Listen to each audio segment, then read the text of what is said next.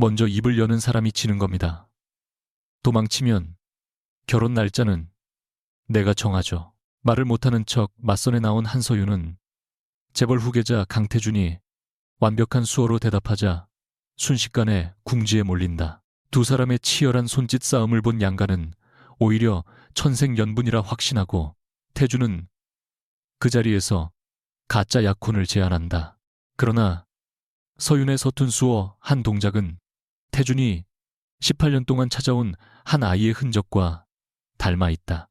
장난으로 시작된 침묵 속에서 두 사람은 서로가 감추고 있는 상처와 거짓말의 문 앞에 선다.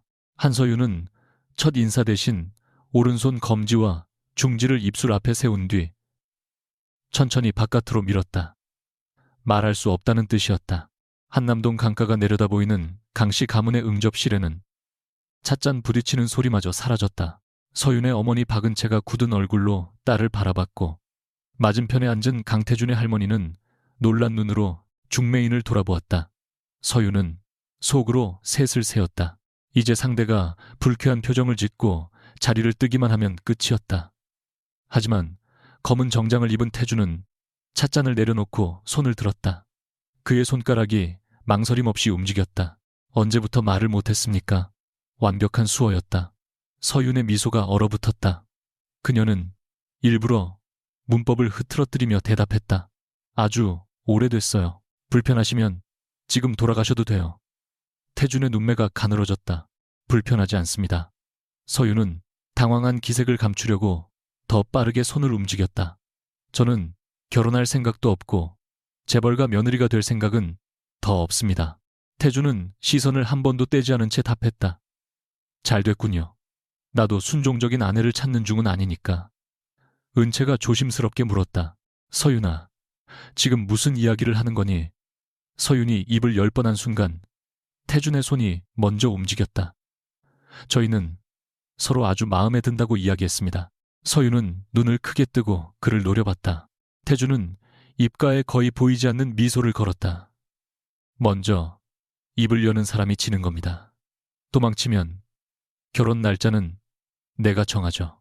서윤은 테이블 아래에서 주먹을 꽉 쥐었다. 애초 계획은 간단했다.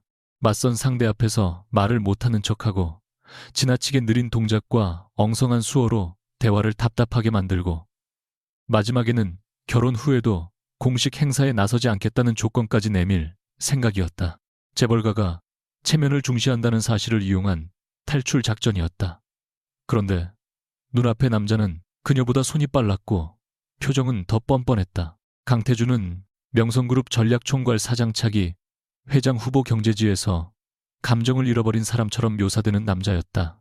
그런 그가 왜 수어를 알고 있는지 이해할 수 없었다. 강 회장의 노모는 두 사람의 손짓을 지켜보다가 감격한 듯 손수건으로 눈가를 눌렀다. 태준이가 저렇게 오래 대화하는 건 처음 보는구나. 중매인은 기다렸다는 듯 웃었다. 두 분이 정말 잘 통하시나 봅니다. 서윤은 급히 손을 움직였다. 아닙니다. 지금 이 남자가 거짓말하고 있어요. 태준은 태연하게 가족들에게 말했다. 서윤 씨가 조용한 결혼식을 원한다고 합니다. 서윤은 테이블 아래에서 그의 구두를 힘껏 밟았다. 태준의 미간이 아주 조금 흔들렸지만 목소리는 변하지 않았다. 그리고 가능한 한 빨리 날짜를 정하고 싶다고 하는군요. 이번에는 은채마저 기쁜 표정으로 딸을 바라봤다. 서윤은 웃는 얼굴을 유지한 채 수어로 쏘아붙였다. 당장 정정해요. 태준은 손끝으로 답했다. 먼저 사실대로 말하면 됩니다. 그때 강태준의 시선이 서윤의 왼손에 멈췄다. 그녀는 화가 날 때마다 자신도 모르게 엄지와 검지를 둥글게 만들고 나머지 손가락을 비스듬히 접었다. 정식 수어로는 아무 의미도 없는 동작이었다. 어린 시절 어머니에게 처음 수어를 배울 때 달빛이라는 단어를 기억하지 못해 마음대로 만든 표시였다. 은채는 오래전에 그 버릇을 고쳐주려 했지만 서윤은 긴장할 때마다 다시 같은 동작을 사용했다. 태준의 얼굴에서 희미한 조롱이 사라졌다. 손가락이 찻잔 손잡이를 붙잡은 채 굳었고 눈동자는 그녀의 손끝을 따라 움직였다. 그는 낮게 물었다. 그 동작 누가 가르쳐 줬습니까? 서유는 순간 이상한 불쾌감을 느꼈다. 마치 누군가 잠긴 서랍을 허락도 없이 연 것 같았다. 아무도요. 내가 만든 거예요. 태주는 대답하지 않았다. 대신 오른손 손가락으로 테이블 아래쪽을 3번 두드렸다. 똑, 똑, 똑. 짧고 일정한 간격이었다. 그 소리를 들은 서윤의 가슴이 이유 없이 서늘해졌다. 눈앞에 화려한 응접실이 사라지고 축축한 콘크리트 냄새가 밀려드는 듯했다. 어둠 속 어딘가에서 누군가 벽을 두드리던 기억, 작은 손이 빛이 있느냐고 묻던 기억이 한순간 떠올랐다가 흩어졌다. 서윤은 자신도 모르게 의자 팔걸이를 움켜쥐었다. 태주는 그 반응을 놓치지 않았다. 왜 그러죠? 그녀는 급히 고개를 저었다. 아무것도 아니에요. 하지만 태준의 눈은 이미 다른 질문을 하고 있었다. 가족들이 결혼 날짜와 예단 이야기를 꺼내기 시작하자 서윤은 더 버티지 못하고 자리에서 일어났다. 그녀는 양해를 구하는 몸짓을 한 뒤 응접실 밖 복도로 빠져나갔다. 뒤에서 의자가 밀리는 소리가 들렸고 태준이 따라왔다. 두꺼운 문이 닫히자 서윤은 곧장 입을 열었다. 당신 미쳤어요. 침묵하던 사람이 처음 내뱉은 목소리가 너무 선명해서 태준의 걸음이 잠시 멈췄다. 그는 놀라기보다 확인했다는 표정이었다. 생각보다 목소리가 크군요. 서윤은 이를 악물었다. 내가 말할 수 있다는 걸 알고 있었죠. 태준은 벽에 가볍게 기대며 그녀를 바라봤다. 첫 동작부터 알았습니다. 발음기관에 문제가 있는 사람은 대개 표정과 호흡을 그렇게 쓰지 않으니까. 그럼 왜 맞춰줬어요? 당신이 얼마나 멀리 갈지 궁금했습니다. 서윤은 어이가 없어 웃었다. 남의 맞선을 실험으로 보는 취미가 있나 보네요. 태주는 한 걸음 가까이 다가왔다. 남의 맞선이 아닙니다. 내 맞선이죠. 그러니까 지금 들어가서 오해를 풀어요. 싫습니다.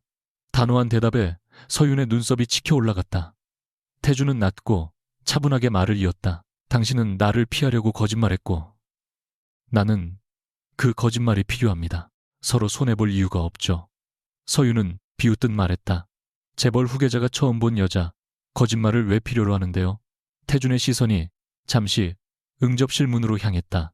내 가족은 내가 결혼하지 않으면 계속 사람을 붙일 겁니다. 당신 가족도 마찬가지겠죠. 석 달만 약혼한 척 합시다. 서윤은 그 제안이 지나치게 매끄럽다는 사실부터 의심했다. 석 달 뒤에는요. 태주는 기다렸다는 듯 답했다. 성격 차이로 헤어집니다. 당신은 맞선에서 자유로워지고 나는 후계 구도를 정리할 시간을 얻습니다. 내가 왜 당신 집안 싸움에 들어가야 하죠? 당신 어머니의 센터가 다음 달 건물 계약을 갱신해야 한다고 들었습니다. 서윤의 얼굴이 차갑게 굳었다. 조사했어요. 오늘 만날 사람에 대한 기본 확인입니다. 그걸 협박이라고 부르는 사람도 있어요. 태주는 미간을 좁혔다. 돈으로 사겠다는 뜻이 아닙니다. 센터 문제를 거래 조건으로 쓰지도 않겠습니다. 이미 입에 올렸잖아요. 서윤이 한 발 물러서자 등에 차가운 벽이 닿았다. 태주는 그제야 자신이 너무 가까이 왔다는 것을 깨닫고 아주 짧은 순간이었지만 그의 얼굴에는 당혹감이 비쳤다. 내 말은 당신도 가족의 압박에서 벗어날 이유가 있다는 뜻이었습니다. 사람을 서류처럼 분석해놓고 이유라고 말하지 마요. 서윤은 팔짱을 끼며 그를 똑바로 봤다. 그리고 내가 거절하면요. 태준이 대답하려던 순간 복도 끝에서 문혁이 나타났다. 강문혁 부회장은 부드러운 미소를 지었지만 눈빛에는 온기가 없었다. 둘만의 이야기가 길어지는군. 태준아, 처음 만난 사람을 너무 몰아붙이지 마라. 태준의 어깨가 눈에 띄지 않을 만큼 굳었다. 문혁은 서윤에게 정중히 고개를 숙였다. 우리 조카가 원래 상대의 선택을 기다리는 법을 잘 모릅니다. 문혁은 친절한 어조로 말했지만 서윤은 그가 태준을 돕는 것이 아니라 약점을 드러내고 있다는 느낌을 받았다. 태준은 감정을 감춘 채 말했다. 부회장님이 신경 쓰실 일은 아닙니다. 가족 사이에서 삼촌이라 부르지 않는 호칭이 복도 공기를 단번에 식혔다. 문혁은 웃음을 거두지 않았다. 물론이지. 다만 네가 또 무리할까 걱정돼서 그렇다. 갑자기 문이 잠기거나 불이 꺼지면 힘들어하지 않나. 태준의 손가락이 아주 작게 떨렸다. 서유는 그 움직임을 보고 문혁을 바라봤다. 상대가 듣기 싫어하는 비밀을 일부러 낯선 사람 앞에 흘리는 방식이었다. 바로 그때 복도 조명이 한 번 깜빡였다. 오래된 전기 문제인지 누군가의 장난인지 알 수 없었지만 태준은 본능적으로 뒤를 돌아봤다. 닫힌 응접실 문, 창문 없는 긴 복도, 낮은 천장이 그의 시야를 압박하는 듯했다. 숨이 짧아졌고 턱 근육이 단단하게 굳었다. 문혁은 그 모습을 확인하듯 천천히 말했다. 괜찮으냐? 서유는 생각할 틈도 없이 손가락으로 난간을 3번 두드렸다. 똑, 똑, 똑. 이어 태준만 볼 수 있도록 손을 낮게 들어 표시했다. 여기에는 빛이 있어요. 자신도 왜 그런 문장을 선택했는지 몰랐다. 그러나 태준의 흔들리던 시선이 그녀의 손끝에 멈췄고 몇 초 뒤 호흡이 조금씩 돌아왔다. 문혁의 미소가 처음으로 희미하게 굳었다. 전 괜찮습니다. 태준은 다시 평소의 목소리를 찾았지만 손은 여전히 주머니 속에서 주먹을 쥐고 있었다. 문혁은 두 사람을 번갈아 보다가 응접실로 돌아갔다. 그의 발소리가 멀어지자 서유는 낮게 물었다. 저 사람 일부러 그런 거죠? 태준은 곧바로 부정하지 않았다. 우리 가족 문제에 관심 갖지 마십시오. 방금 쓰러질 뻔한 사람이 할 말은 아니네요. 쓰러지지 않았습니다. 말꼬리 잡지 말고요. 네스. 서유는 잠시 망설이다가 물었다. 왜 어두운 곳을 무서워해요? 태준의 눈빛이 차갑게 닫혔다. 질문할 자격이 있다고 생각합니까? 날선.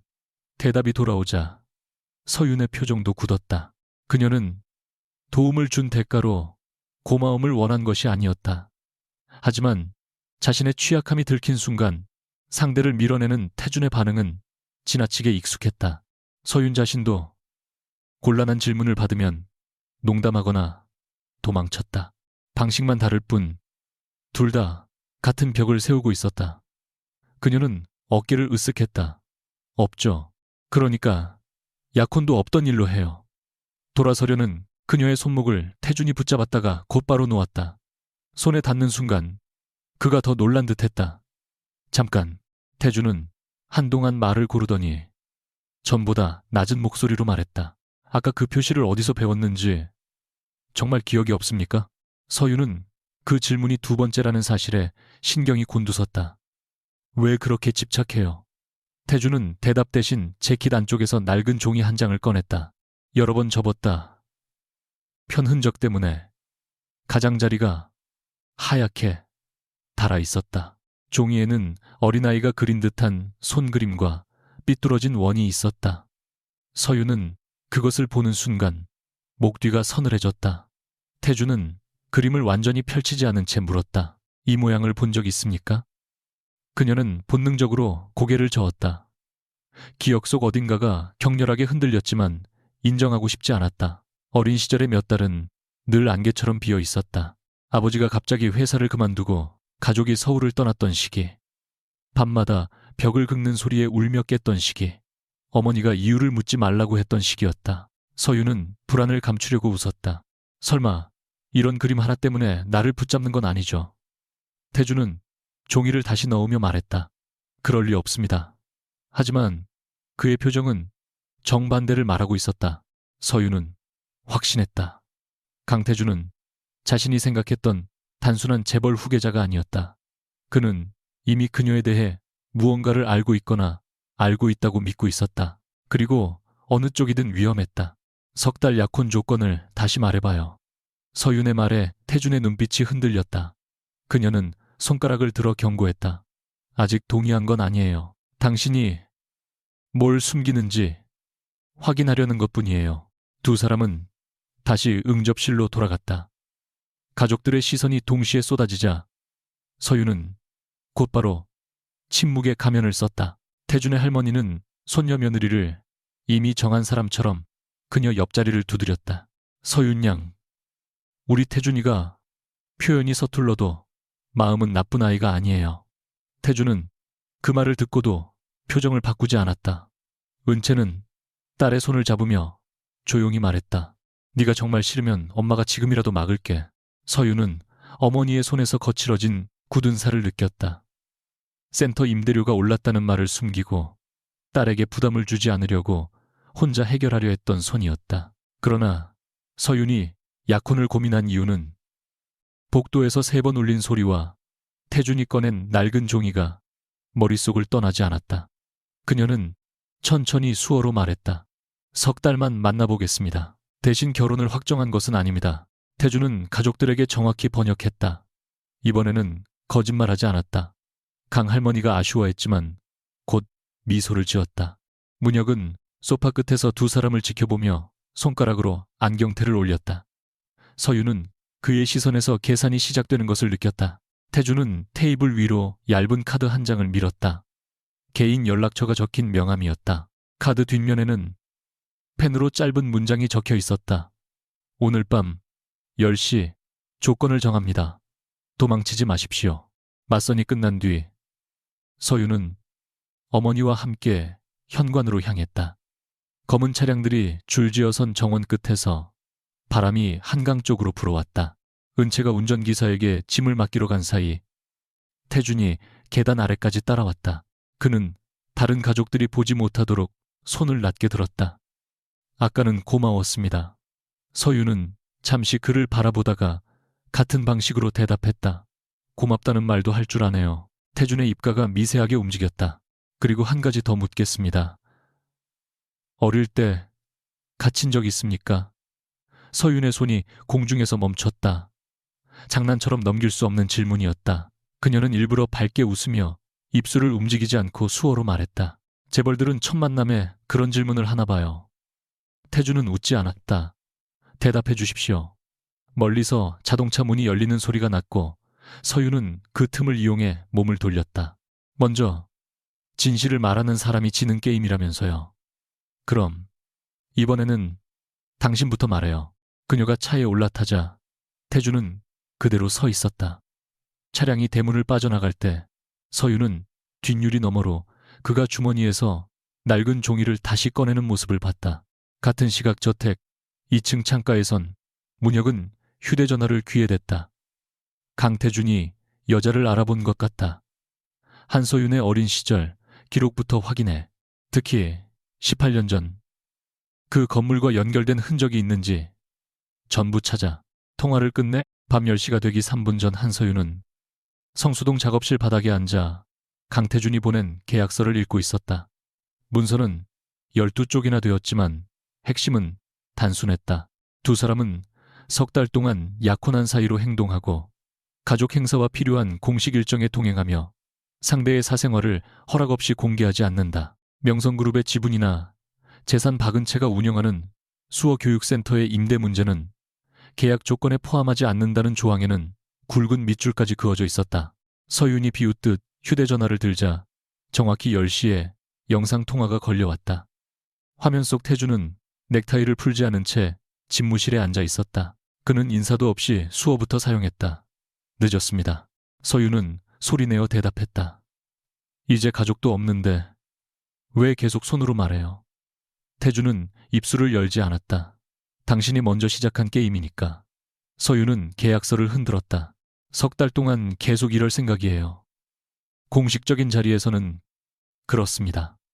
우리 둘만 있을 때는요. 태준은 잠시 그녀를 바라보다가 손가락을 움직였다. 원하는 방식으로 말하면 됩니다. 단 먼저 목소리를 내는 사람이 상대의 요구 하나를 들어주는 규칙은 유지하죠. 서윤은 어이가 없어 웃었다. 왜요? 태준의 눈에 희미한 승부욕이 떠올랐다. 당신이 도망치지 못하게 하려면 게임이 필요해 보이니까. 계약서에는 서윤이 일주일에 사흘씩 한남동 저택의 별채에 머문다는 조항도 있었다. 언론이 약혼을 의심하지 않도록 하기 위한 조치라는 설명이 붙었지만 서윤은 그것이 태준의 감시 본능에서 나온 조건이라고 확신했다. 그녀는 해당 문장을 붉은 펜으로 지우고 직접 고친 계약서를 화면에 비췄다. 주 이틀. 별채 출입은 내 동의 없이는 금지. 내 노트북과 휴대전화에 손대면 계약 즉시 종료. 태준이 대답했다. 주 사흘, 주 이틀. 공식 행사가 있는 주는 사흘. 그 행사가 누가 정한 건데요? 비서실. 서윤은 한숨을 내쉬었다. 그럼 당신 비서실이 작정하면 매일 행사도 만들겠네요. 태준은 처음으로 입을 열었다. 그 정도로 한가하지 않습니다. 자신이 먼저 말했음을 깨달은 순간 그의 눈빛이 굳었다. 서윤은 재빨리 손가락 하나를 들어 올렸다. 내 요구 하나 들어주기. 무엇입니까? 내 어린 시절 기록을 더 조사하지 마요. 태준의 침묵이 길어졌다. 화면 너머 집무실은 지나치게 조용했다. 서윤은 그가 거절할 것이라 예상했지만 태준은 결국 고개를 끄덕였다. 당신의 허락 없이 더는 조사하지 않겠습니다. 그러나 그는 조사한 자료를 폐기하겠다고 말하지 않았다. 서윤은 그 빈틈을 알아차렸지만 모른 척했다. 그녀 역시 자신이 왜 낡은 손그림에 반응했는지 몰래 확인할 생각이었기 때문이다. 이틀 뒤 서윤이 작은 여행 가방을 끌고 강씨 저택에 도착하자 오지훈 비서가 현관에서 그녀를 맞았다. 지훈은 태준과 달리 표정이 풍부했으며 서윤이 정말 말을 못하는지 잠시 망설이다가 어색한 수어로 환영 인사를 했다. 손 모양이 완전히 틀려. 서윤이 웃음을 터뜨리자 지훈은 눈을 크게 떴다. 말씀하실 수 있었군요. 서윤이 검지를 입술에 대며 말했다. 집 안에서는 비밀이에요. 아직 할머니께 말씀드릴 때가 아니라고 강태준 씨가 정했거든요. 지훈은 곤란한 얼굴로 주위를 살핀 뒤 목소리를 낮췄다. 사장님은 원래 모든 일의 시기를 직접 정하십니다. 그게 문제라는 생각은 안 해봤어요. 많이 했습니다. 말씀드렸다가 지방 계열사로 갈 뻔했고요. 그때 계단 위에서 태준의 차가운 목소리가 내려왔다. 아직 가지 않은 게 아쉬운가 보군. 지훈은 즉시 허리를 폈다. 서윤은 웃음을 참으며 태준을 올려다봤다. 그는 검은 셔츠 소매를 걷은 차림이었고 집 안에서도 빈틈없이 단정했다. 태준은 별채 열쇠를 건네며 말했다. 내일 오후에는 첫 공식 일정이 있습니다. 계약한 지 이틀인데 벌써요. 명성문화재단 후원 행사입니다. 서윤은 열쇠를 받지 않고 수어로 물었다.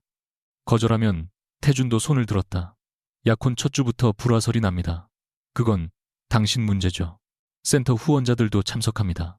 서윤의 표정이 굳자 태준은 덧붙였다. 협박이 아니라 정보 제공입니다. 그녀는 열쇠를 낚아채며 중얼거렸다. 당신은 정보와 협박의 경계를 다시 배워야겠어요. 후원 행사가 열리는 호텔로 가기 전 두 사람은 기자들의 시선을 피하지 않기 위해 청담동의 한 식당에서 점심을 먹었다. 태준은 창가 자리를 피해 안쪽을 선택했고 서윤은 주문을 받으러 온 직원 앞에서 다시 말을 못하는 사람처럼 행동했다. 직원이 당황해 메뉴판을 가리키자 태준은 자연스럽게 수어를 사용해 그녀가 해산물 알레르기가 있으며 자극적이지 않은 음식을 원한다고 설명했다. 서윤은 그가 자신의 알레르기까지 조사했다는 사실에 화가 났지만 카메라를 든 사람들이 유리창 밖에서 기다리고 있어 입을 열 수 없었다.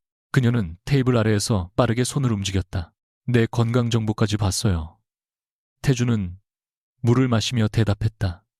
응급 상황에 필요한 정보입니다. 내가 새우 한 마리 먹고 쓰러질까 걱정돼요.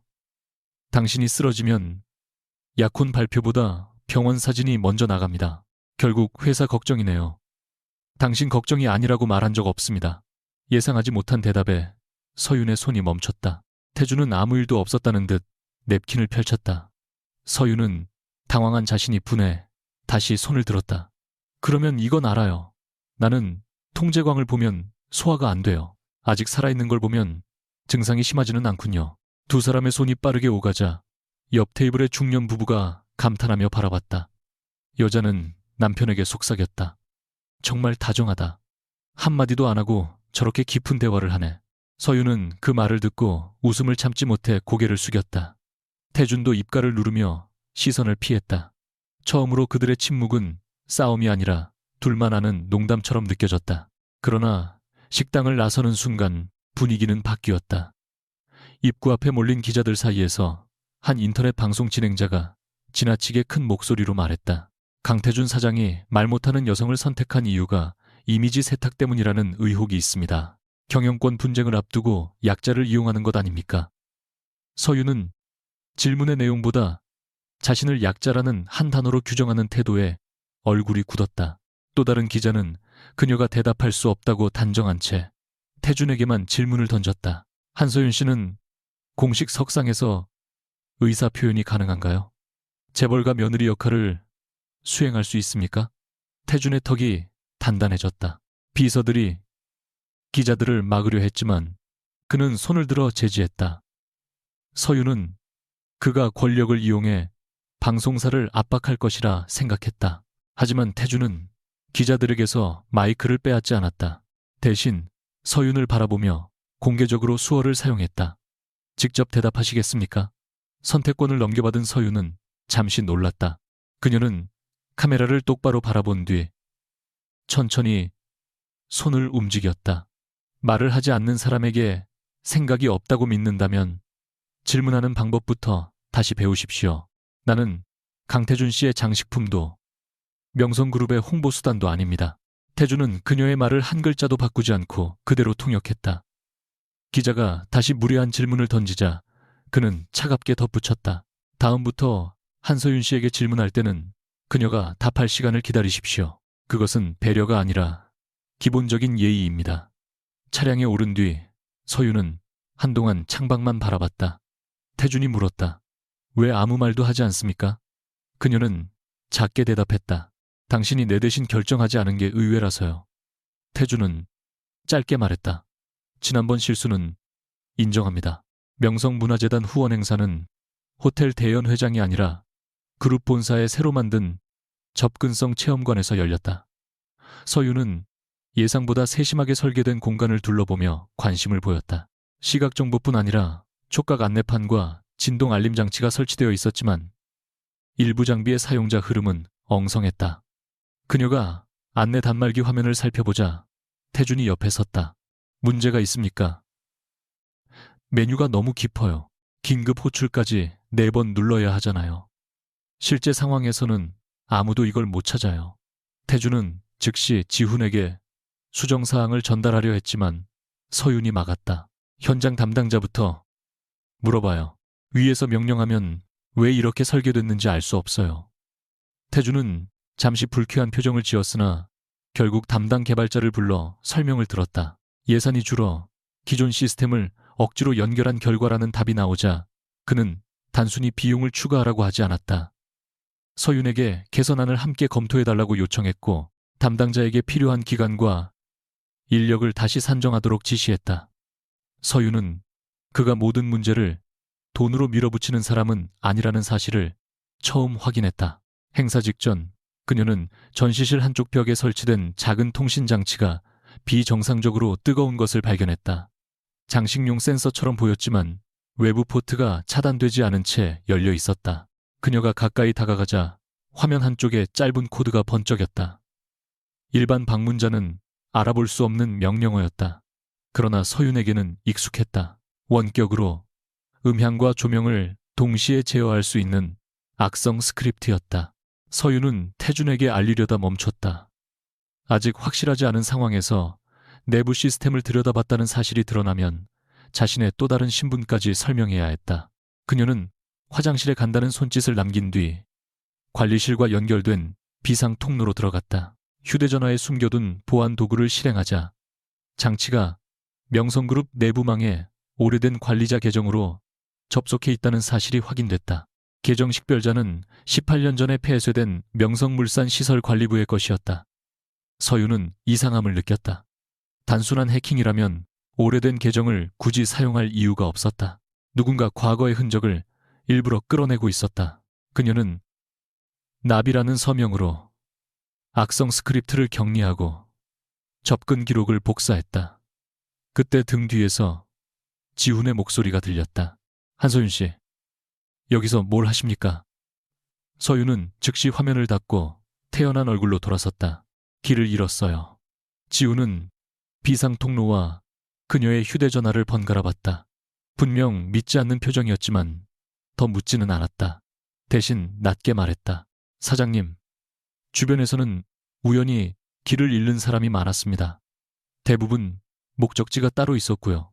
나도 의심해요. 제 일은 의심하는 겁니다. 지훈이 돌아선 뒤 서유는 격리된 파일이 완전히 삭제됐는지 다시 확인했다. 그러나 마지막 접속 기록 한 줄이 이미 보안 서버로 전송된 뒤였다. 사용자명은 나비였다. 행사가 시작되고 10여 분이 지나자 전시실의 조명이 갑자기 꺼졌다. 서윤이 제거한 악성 코드와 별개의 회로가 작동한 듯 모든 출입문이 잠기며 비상경고음이 울렸다. 참석자들이 웅성거리기 시작했고 휴대전화 불빛이 어둠 속에서 흔들렸다. 서윤은 곧바로 태준을 찾았다. 그는 무대 옆 벽에 선 채 움직이지 못하고 있었다. 얼굴은 창백했고 시선은 닫힌 출입문에 고정되어 있었다. 누군가 그의 이름을 불렀지만 태준은 대답하지 않았다. 입술을 열어도 목소리가 나오지 않는 듯 목 근육만 움직였다. 문혁은 조금 떨어진 곳에서 그 모습을 지켜보다가 기자 한 명에게 무언가 속삭였다. 카메라가 태준 쪽으로 돌아가는 것을 본 서윤은 사람들 사이를 밀고 그에게 다가갔다. 강태준. 목소리로 불러도 반응이 없었다. 그녀는 그의 시야 안으로 손을 들고 3번 손가락을 맞부딪혔다. 하나, 둘, 셋, 이어 천천히 수어를 보냈다. 문이 잠겨도 여기는 그 방이 아니에요. 내 손을 보세요. 이런 태준의 눈동자가 미세하게 움직였다. 서윤은 다시 말했다. 여기에는 사람들이 있고 출구가 있고 빛이 돌아올 거예요. 그의 숨은 여전히 거칠었지만 시선이 그녀의 손끝을 따라오기 시작했다. 서윤은 손을 내밀지 않았다. 허락 없이 잡으면 그가 더 불안해질 수 있다고 생각했다. 대신 손바닥을 펼쳐 기다렸다. 몇 초 뒤 태준의 손이 그녀의 손목이 아니라 손끝에 조심스럽게 닿았다. 바로 그 순간 비상전력이 복구되며 조명이 켜졌다. 태준은 눈을 감았다가 다시 떴다. 그의 첫 번째 수어는 고맙다는 말이 아니었다. 방금 문장을 어디서 배웠습니까? 서윤은 그 질문에 대답하지 못했다. 자신도 알 수 없었다. 머릿속에서는 어둠 속 벽과 어린아이의 숨죽인 울음이 번갈아 떠올랐다. 그러나 카메라들이 가까워지고 있었고 문혁이 걱정스러운 얼굴로 다가왔다. 태준아, 또 목소리가 나오지 않는 거냐? 태준의 얼굴이 차갑게 굳었지만 실제로는 아무 말도 할 수 없. 서윤은 그가 가장 숨기고 싶어하는 순간을 공개적으로 공격받고 있다는 사실을 알아차렸다. 그녀는 태준 앞을 한 걸음 가로막고 기자들을 향해 수어를 시작했다. 시설의 전력이 불안정해 행사가 잠시 중단됐습니다. 강태준 사장은 참석자들의 안전을 확인하고 있습니다. 지훈이 즉시 통역했고 경호팀이 카메라를 뒤로 물렸다. 문혁은 서윤을 바라보며 낮게 말했다. 한서윤 씨가 우리 태준을 아주 잘 아는 것 같군요. 만난 지 며칠밖에 안 됐는데. 서윤은 대답 대신 그를 똑바로 쳐다봤다. 전력이 끊기기 직전 문혁이 기자에게 무언가 말했던 장면이 떠올랐다. 단순한 우연이라고 보기에는 모든 것이 너무 정확했다. 문혁은 부드럽게 웃으며 자리를 떠났다. 잠시 후 태준은 목소리를 되찾았지만 누구에게도 자신의 상태를 설명하지 않았다. 그는 지훈에게만 짧게 지시했다. 오늘 전산 기록과 출입 기록을 전부 확보해. 지훈이 망설이다가 말했다. 격리 서버에서 외부 사용자 흔적이 발견됐습니다. 나비라는 이름입니다. 태준의 시선이 아주 천천히 서윤에게 향했다. 그녀는 아무것도 모르는 표정으로 서 있었지만 손에 든 휴대전화 화면에는 방금 도착한 경고 메시지가 떠 있었다. 누군가 나비의 접속 기록을 추적하기 시작했다. 그날 밤 별채로 돌아온 서윤은 노트북을 켜고 복사해둔 기록을 분석했다. 악성 코드는 태준이 전시실 무대에 오르는 시간에 맞춰 작동하도록 설정되어 있었다. 조명과 출입문을 멈추고 내부 카메라가 그의 얼굴을 정면으로 촬영하게 만드는 구조였다. 목적은 사고를 일으키는 것이 아니라 공포에 질린 태준의 모습을 남기는 것이었다. 더 이상한 점은 명령을 내린 계정이 18년 전 명성물산에서 근무했던 시설 관리 책임자의 이름으로 되어 있다는 사실이었다. 서윤이 검색창에 이름을 입력하려는 순간 창문 밖에 검은 승용차가 멈췄다. 잠시 후 별채 문을 두드리는 소리가 3번 울렸다. 똑똑똑. 서윤은 숨을 멈췄다. 태준이었다. 그는 안으로 들어오지 않고 문 밖에서 말했다. 오늘 당신이 없었다면 많은 사람 앞에서 완전히 무너졌을 겁니다. 서윤은 문을 사이에 둔 채 대답했다. 그걸 인정하는데 꽤 오래 걸렸네요. 하지만 고마움과 의심은 별개입니다. 태준의 목소리가 다시 차가워졌다. 보안 서버에 나비라는 외부 사용자가 침입했습니다. 그리고 그 시간에 당신은 관리 구역에 있었습니다. 서윤은 문 손잡이를 잡았지만 열지 않았다. 그래서 내가 범인이라고 생각해요. 아니라고 말해주길 기다리고 있습니다. 서윤은 눈을 감았다. 태준은 자신에게 진실을 요구하면서도 여전히 자신의 비밀은 내놓지 않았다. 그녀는 결국 손잡이에서 손을 뗐다. 내일 이야기해요. 문 밖에서 침묵이 이어졌다. 잠시 뒤 태준이 낮게 말했다. 도망치지 마십시오. 서윤은 닫힌 문을 바라보며 속삭였다. 당신도 숨지 마요. 그러나 그 말이 들렸는지는 알 수 없었다. 복도 끝. 어둠 속에서 문혁이 보낸 사람이 2사람의 별채 출입 시간을 조용히 기록하고 있었다. 다음 날 아침 7시 한서윤이 눈을 뜨기도 전에 휴대전화가 쉬지 않고 진동했다. 화면에는 수십 통의 부재중 전화와 메시지가 쌓여 있었고 가장 위에는 그녀가 낯선 남자와 대화하는 영상이 떠 있었다. 촬영 장소는 성수동 작업실 근처 편의점이었다. 서윤이 점원에게 자연스럽게 말을 걸고 웃는 장면이 짧게 편집되어 있었다. 영상 제목은 더 자극적이었다.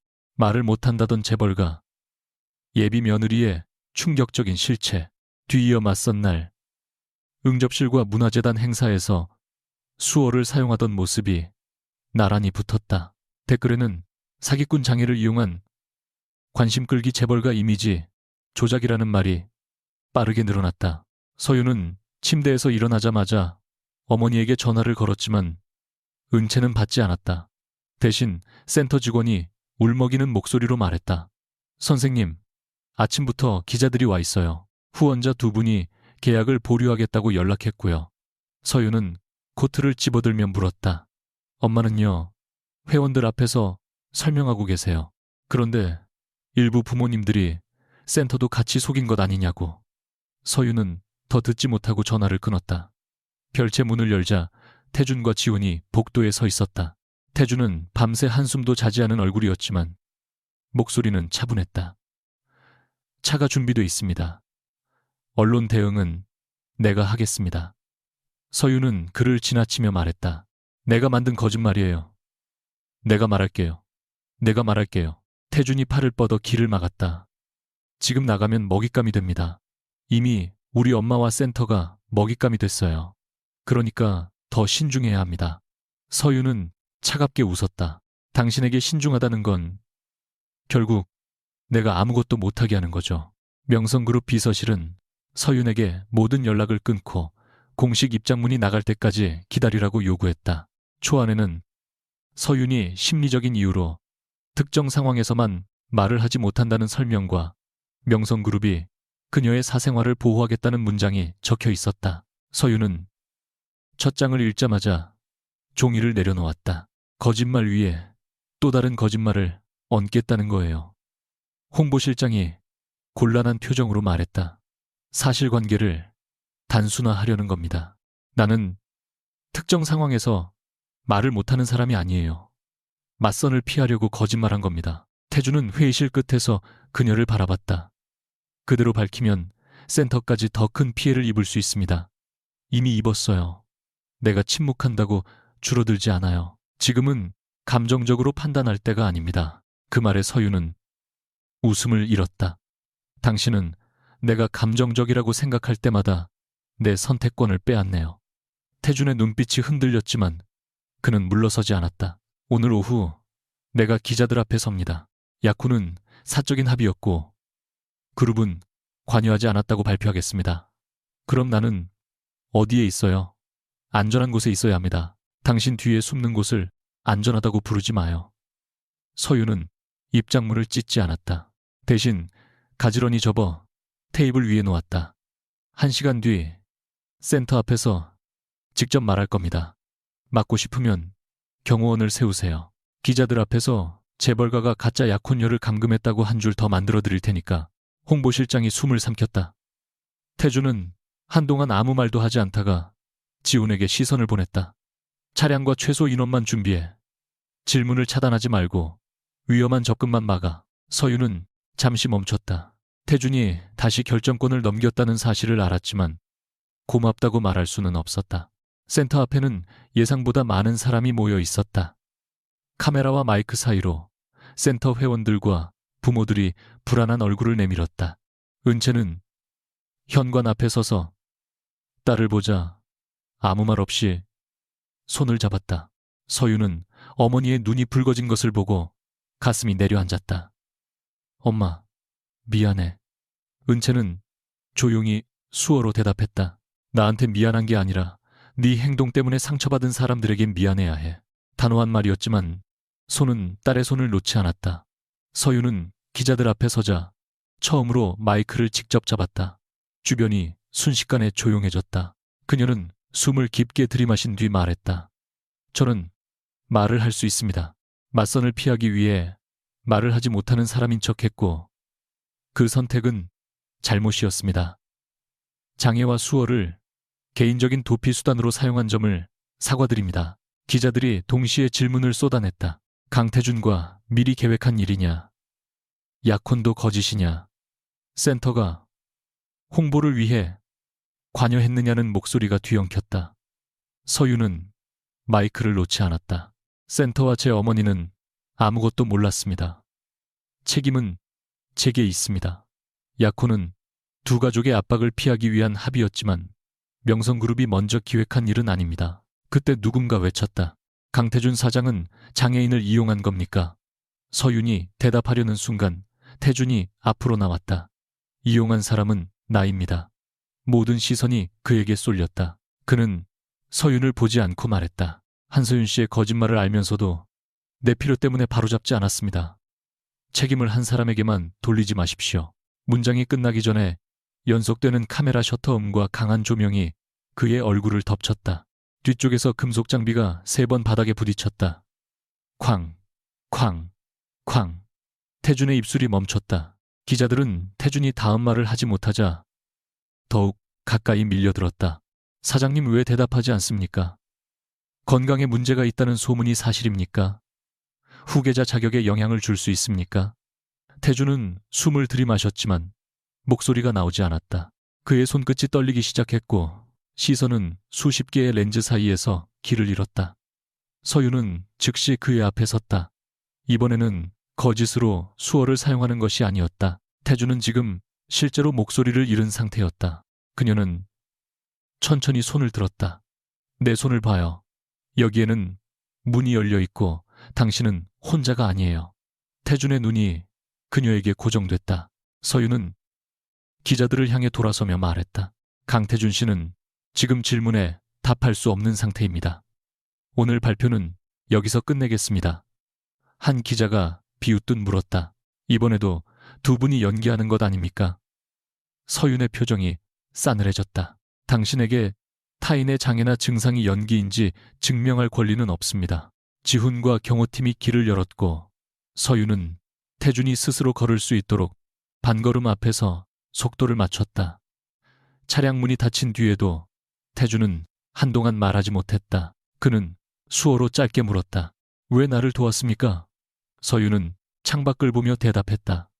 당신이 나를 믿어서가 아니라 그 사람들이 당신을 공격하는 방식이 잘못됐으니까.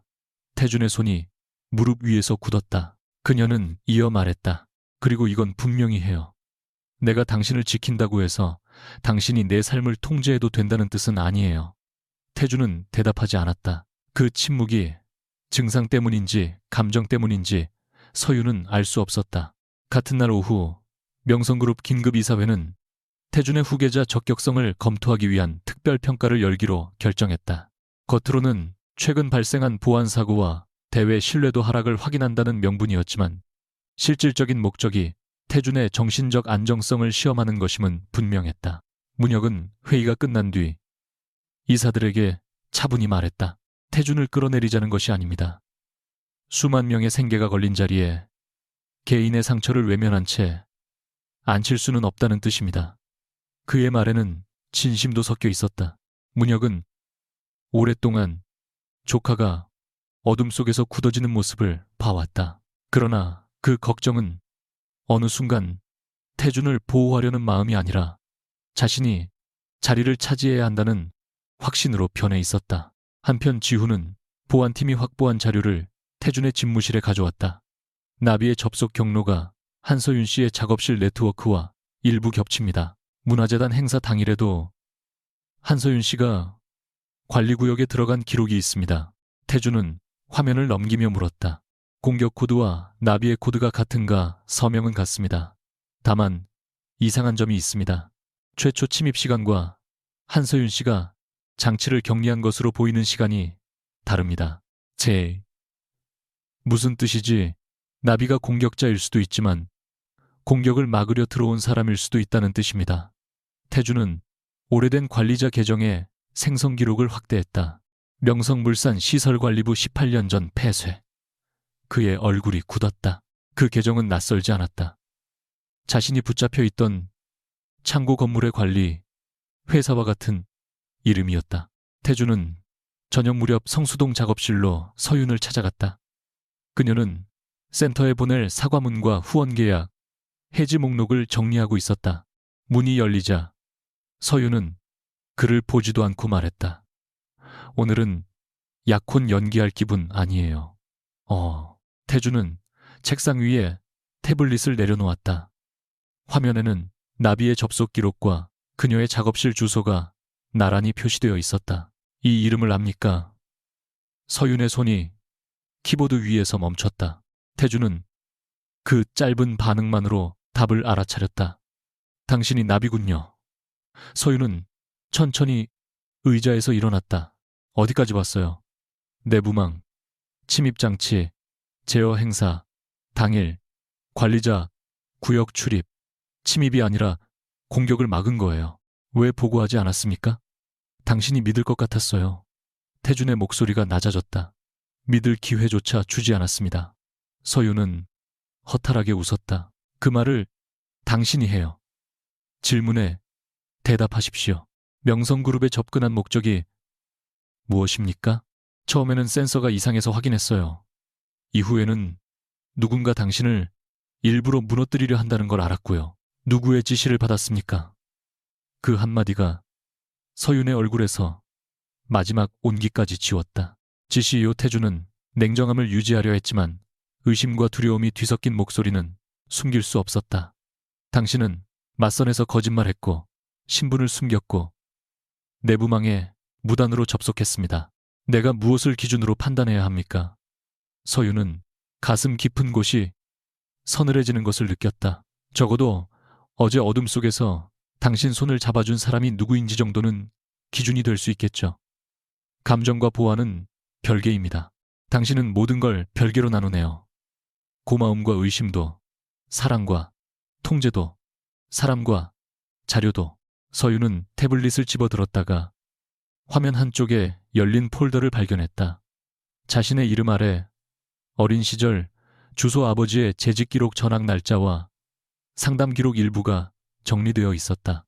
계약 첫날, 태준은 더 조사하지 않겠다고 약속했다. 그러나 자료의 생성 날짜는 맞선 다음 날이었다. 이미 조사한 것을 숨긴 채 약속만 지킨 척했던 것이다. 서윤은 화면을 태준에게 돌려보였다. 이게 당신이 말한 기본 확인이에요. 태준의 눈빛이 굳었다.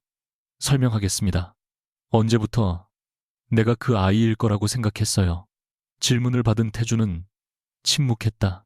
서윤은 그의 얼굴을 보고 답을 알아차렸다. 처음부터였군요. 맞선 자리에서 내가 그 이상한 달 표시를 했을 때부터. 태준은 마침내 말했다. 확신하지 못했습니다. 그래서 나를 가까이 두고 확인하려고 약혼을 제안했어요. 가족 압박을 피하려는 목적도 있었습니다. 목적도 있었다는 말은 내가 틀리지 않았다는 뜻이네요. 서유는 웃으려 했지만 목소리가 떨렸다. 당신이 식당에서 내 알레르기를 알고 어두운 곳에서 내가 한 말에 집착하고 계속 어린 시절을 물었던 이유가 전부 이것 때문이었어요. 태주는 한 걸음 다가왔다. 당신을 이용하려 한 것이 아닙니다. 그럼 왜 말하지 않았어요? 틀렸을 가능성이 있었고 당신이 떠날까봐 태주는 끝까지 말하지 못했다. 서윤의 눈에 분노보다 더 깊은 실망이 번졌다. 결국 내가 선택하면 떠날 수 있으니까 선택하지 못하게 한 거잖아요. 그런 뜻이 아닙니다. 당신은 사람을 잃지 않으려고 진실을 숨기고 감시해요. 그런데 그렇게 붙잡은 사람이 정말 당신 곁에 남을 거라고 생각했어요. 태주는 처음으로 아무런 반박도 하지 못했다. 서유는 책상 서랍에서 약혼 계약서를 꺼내 그의 앞에 놓았다. 붉은 펜으로 수정한 조항들이 두 사람 사이에 펼쳐졌다. 계약은 오늘로 끝내요. 태준의 표정이 단단하게 굳었다. 지금 나가면 문혁 부회장이 원하는 대로 됩니다. 그는 당신에게 공격 책임까지 씌울 겁니다. 그게 내가 당신 옆에 남아야 할 이유는 아니에요. 혼자 해결할 수 있다고 생각합니까? 또 시작이네요. 서유는 계약서 마지막 장을 찢지 않고 자신의 서명 위에 굵은 선을 그었다. 나는 혼자서 다 할 수 있다고 말한 적 없어요. 다만 나를 믿지 않는 사람과 함께 할 수 없다는 거예요. 태준이 낮게 말했다. 나도 당신에게 같은 말을 할 수 있습니다. 맞아요. 그래서 끝내는 거예요. 서유는 별채 열쇠를 책상 위에 내려놓았다. 금속이 나무에 부딪히며 짧은 소리를 냈다. 그 아이를 찾았다고 생각해서 나를 붙잡은 거라면 더더욱 잘못했어요. 과거에 내가 당신을 살렸을지 몰라도 지금의 나는 당신 소유가 아니니까. 태준의 입술이 움직였지만 목소리는 나오지 않았다. 이번에는 병 때문이 아니었다. 서유는 문을 열어주며 말했다. 가세요. 그리고 나비를 범인이라고 믿고 싶으면 그렇게 하세요. 나는 내 방식으로 진짜 공격자를 찾을 테니까. 태준이 문턱을 넘기 전 수어로 물었다. 정말 아무것도 기억나지 않습니까? 서유는 대답하지 않았다. 그 침묵이 그에게 줄 수 있는 마지막 벌이었다. 그날 자정명성그룹 고객 데이터 일부가 외부 커뮤니티에 공개됐다. 규모는 크지 않았지만 유출 경로가 문화재단 행사 때 사용된 나비의 접속 흔적과 연결되어 있었다. 익명의 제보자는 나비가 한서윤이며 그녀가 약혼 관계를 이용해 명성그룹 내부에 접근했다고 주장했다. 보안팀은 즉시 수사를 요청했고 언론은 가짜 약혼녀에서 재벌가를 노린 해커라는 새로운 제목을 만들어냈다. 태주는 집무실에서 유출 보고서를 읽다가 코드 한 줄에서 시선을 멈췄다. 나비의 서명은 같았지만 시간 기록의 형식이 달랐다. 서윤이 사용한 도구는 시간을 초 단위로 남겼고 유출 파일은 오래된 명성 내부 규격에 따라 분 단위로만 기록되어 있었다. 누군가 그녀의 이름을 훔쳤지만 내부 시스템의 습관까지 지우지 못한 것이다. 태주는 곧바로 지훈에게 전화했다. 한서윤을 체포하지 못하게 법무팀을 보내. 그리고 원본 서버를 봉인해. 지훈이 조심스럽게 물었다. 사장님은 한서윤 씨를 믿으십니까? 그런. 태주는 작업실에서 들은 말을 떠올렸다. 믿을 기회조차 주지 않았다는 서윤의 목소리가 귓가에 남아 있었다. 그는 한참 뒤 대답했다. 이제부터 믿어야 한다. 그러나 이미 늦었을지도 몰랐다. 같은 시각 서윤은 경찰과 보안팀이 작업실 건물로 들어오는 모습을 창문 너머로 바라보며 노트북의 마지막 파일을 암호화하고 있었다. 파일 안에는 공격에 사용된 오래된 관리자 계정과 강문혁 부회장실 전용 서버를 연결하는 단 하나의 흔적이 들어있었다. 경찰이 성수동 작업실 문을 두드렸을 때 한서윤은 노트북을 닫지 않았다. 그녀는 도망치지도 파일을 삭제하지도 않은 채 영장을 확인한 뒤 순순히 자리를 내주었다. 명성그룹 법무팀이 도착해 이미 제출 범위와 압수 절차를 조율하는 동안 서윤은 벽에 기대어 상황을 지켜봤다. 강태준이 보낸 사람들이라는 말을 들었지만 마음이 놓이지는 않았다. 그가 자신을 믿기로 했다는 사실과 너무 늦게 믿었다는 사실은 동시에 존재했다. 지우는 사람들이 들을 수 없는 거리까지 다가와 낮게 말했다. 사장님이 원본 서버를 봉인했습니다. 유출 기록이 조작됐다는 정황도 찾았습니다.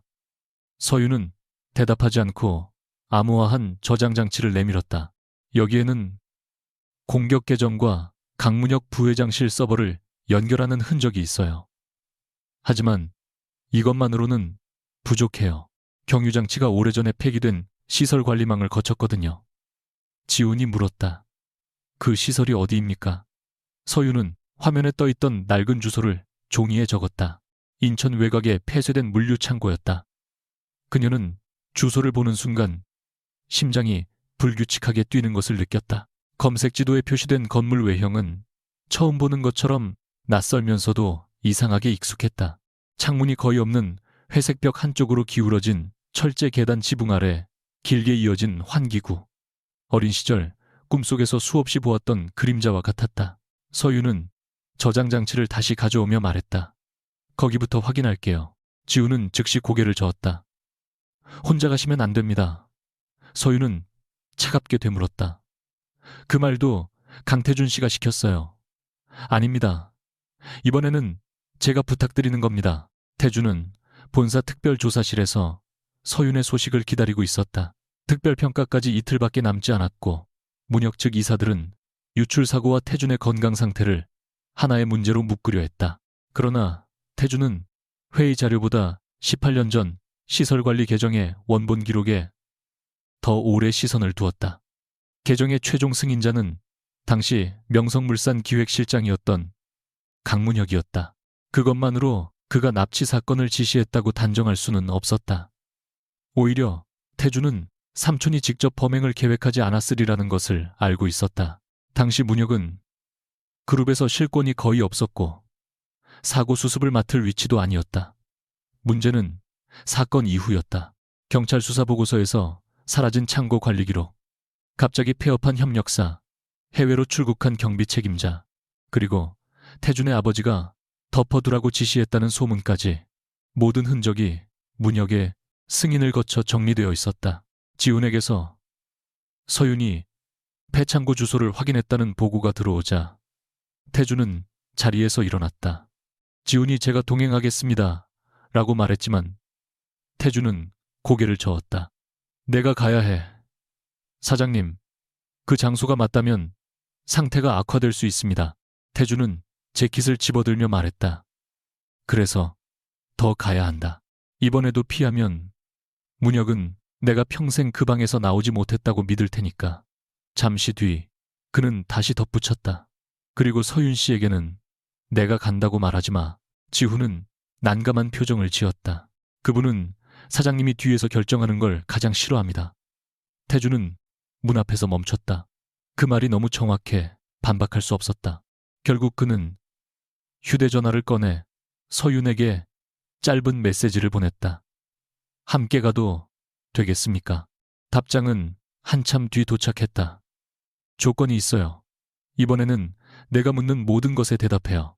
해가 기울 무렵 두 사람은 인천 외곽에 버려진 창고 앞에서 만났다. 철문에는 오래된 명성물산 표식이 희미하게 남아 있었고 주변은 재개발을 앞둔 공터처럼 적막했다. 서윤은 태준이 다가오자 인사 대신 말했다. 안으로 들어가기 전에 약속해요. 위험하다고 판단해도 나를 밖으로 보내지 말 것. 찾은 자료를 숨기지 말 것. 내 과거에 대해 아는 걸 전부 말할 것. 태준은 망설이지 않았다. 약속합니다. 서윤은 그의 얼굴을 살폈다. 내가 기억을 되찾지 못해도 실망하지 말고요. 그 말에는 자신을 향한 경고도 섞여 있었다. 태준은 낮게 대답했다. 당신이 그 아이가 아니어도 상관없습니다. 거짓말. 처음에는 중요했습니다. 지금은 아닙니다. 서윤은 더 묻지 않았다. 두 사람은 조사관과 시설 관리인의 입회 아래 창고 안으로 들어갔다. 오래된 전기 냄새와 먼지가 목을 막았다. 태준의 걸음은 입구에서부터 조금 느려졌지만 그는 멈추지 않았다.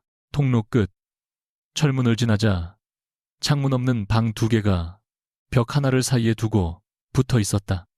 서유는 왼쪽 방으로 향했고 태준은 오른쪽 문 앞에서 굳었다.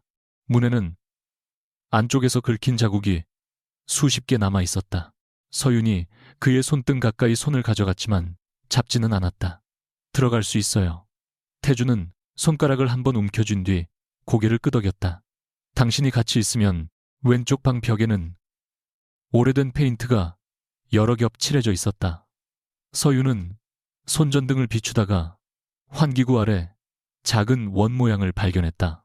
누군가 손가락으로 벽에 먼지를 문질러 그린 흔적이었다. 그녀는 홀린 듯 손을 뻗어 엄지와 검지를 둥글게 만들고 나머지 손가락을 비스듬히 접었다.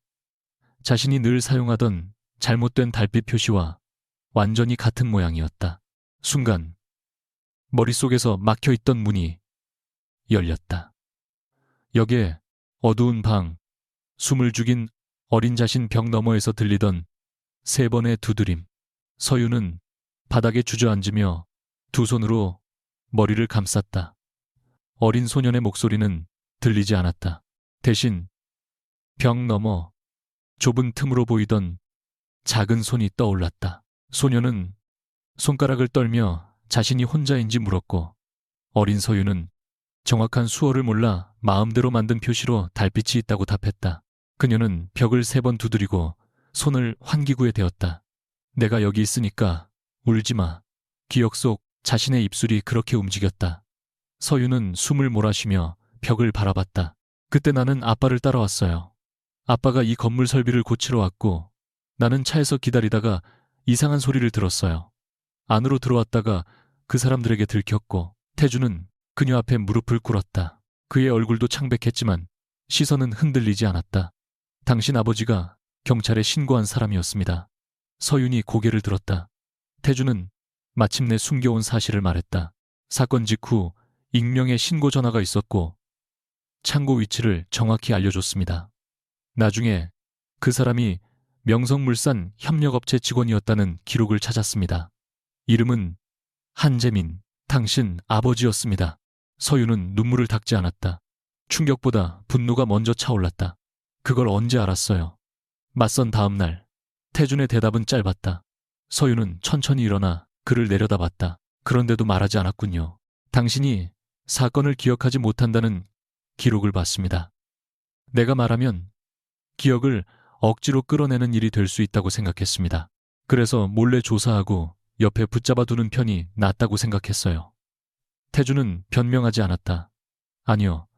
지금 생각하면 내가 두려워서 그랬습니다. 당신이 그 아이가 맞다는 걸 확인하고 싶었고 확인한 뒤에는 놓치고 싶지 않았습니다. 서유는 씁쓸하게 웃었다. 당신에게 사람을 놓치지 않는 방법은 감추고 조사하고 계약하는 거네요. 그 방식이 잘못됐습니다. 태주는 그녀를 똑바로 바라봤다. 당신이 떠나겠다고 했을 때 붙잡고 싶었지만 내가 그럴 자격이 없다는 것도 알았습니다. 그래서 이번에는 선택을 기다리겠습니다. 서윤의 얼굴에는 쉽게 풀리지 않는 상처가 남아 있었다. 기다린다는 말도 명령처럼 들려요. 태주는 아주 작게 숨을 내쉬었다. 그러면 어떻게 해야 합니까? 질문에는 처음으로 자신감이 없었다. 서윤은 한동안 그를 바라보다가 말했다. 같이 조사해요. 내가 결정한 범위 안에서. 그리고 특별평가가 끝나면 우리 관계도 다시 이야기해요. 과거의 아이가 아니라 지금의 나를 보고. 태주는 고개를 숙였다. 그렇게 하겠습니다. 그 순간 조사관이 벽 반대편에서 낡은 배서남 하나를 발견했다. 안에는 철거되지 않은 통신 중계장치와 오래된 저장 매체가 남아 있었다. 장치의 식별번호는 최근 공격에 사용된 관리자 계정과 일치했다. 복원된 기록에는 뜻밖의 내용이 들어 있었다. 18년 전 납치범들은 명성그룹 내부 인물이 아니라 당시 회장 선임을 둘러싼 외부 투자 세력의 사주를 받은 사람들이었다. 그들은 어린 태준을 이용해 지분 위임 문서를 얻으려 했지만 계획이 틀어지자 창고를 버리고 도주했다.